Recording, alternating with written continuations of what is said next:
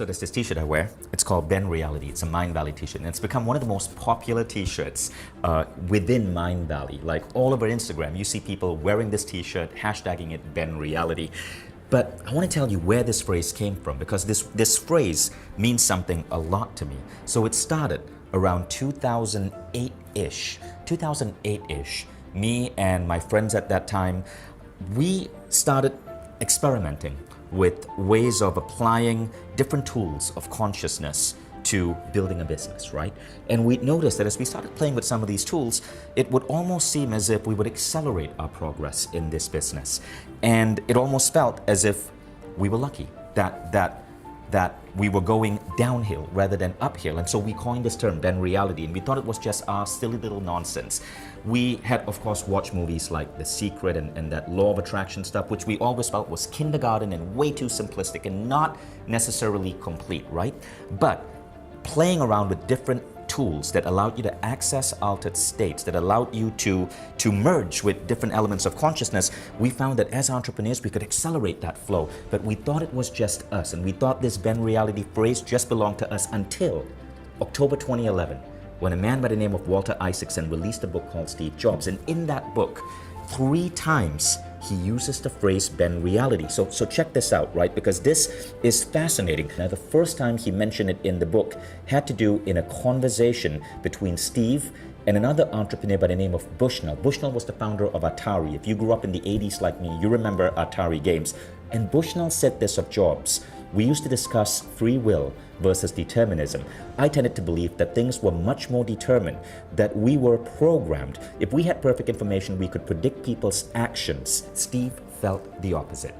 That outlook accorded with his faith in the power of the will to bend reality. Okay, now let's go further. Now, isn't that really cool? Steve Jobs felt differently. He felt in the power of the will to bend reality. Now, Isaacson goes deeper and he explains it like this. At the root of his reality distortion was Jobs' belief that the rules didn't apply to him. He had some evidence for this. In his childhood, he had often been able to bend reality to his desires. Rebelliousness and willfulness were ingrained in his character. He had the sense that he was special, a chosen one, an enlightened one. He thinks there are few people who are special, people like Einstein and Gandhi and the gurus he met in India, and he's one of them.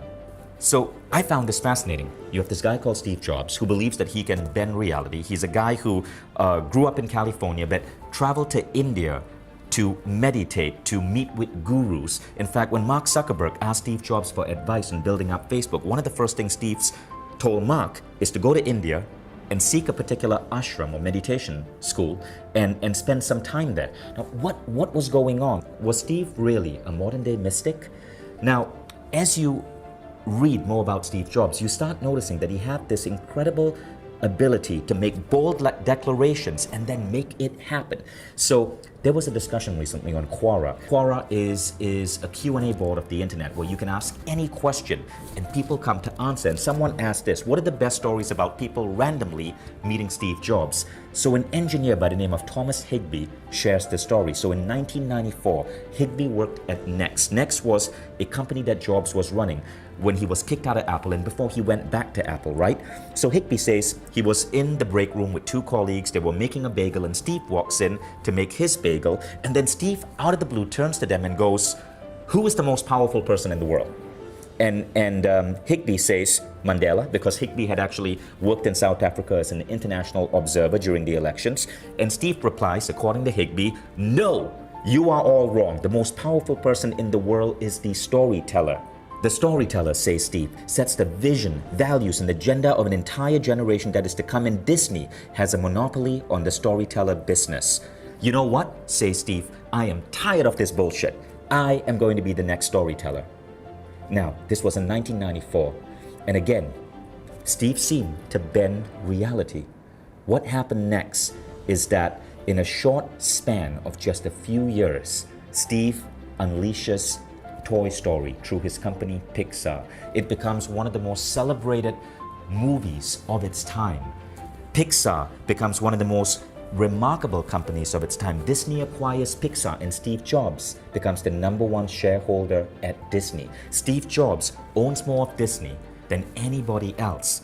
And while he pulled that off, He uses storytelling to create Apple, which becomes the biggest company in the world today, $1 trillion behemoth that changes everything. Now, what kind of man walks into a lunchroom to pick up a bagel and declares that he is going to be the next great storyteller, and then in the span of 12 to 13 years actually shifts the tide of the world to make that happen?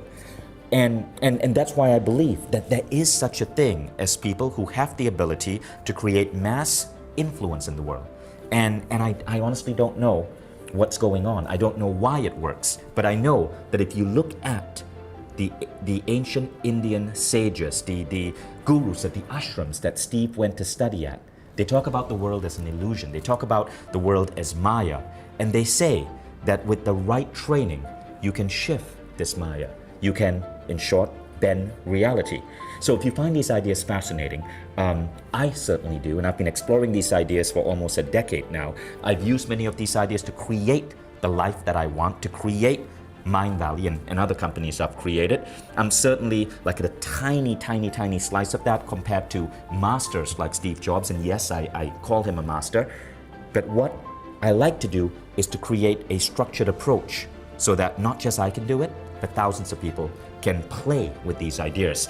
And I encourage you to check out this masterclass I'm doing, where I go deep in the topic. It's about an hour 10 minutes, and I think you'll find it fascinating. The title of the masterclass is Bend Reality. So check it out. It's completely free. If you like the masterclass, you might want to enroll in some of the Mind Valley programs. The advertisements are at the back of it. But this masterclass is completely free, and I think you're absolutely going to find this idea intriguing.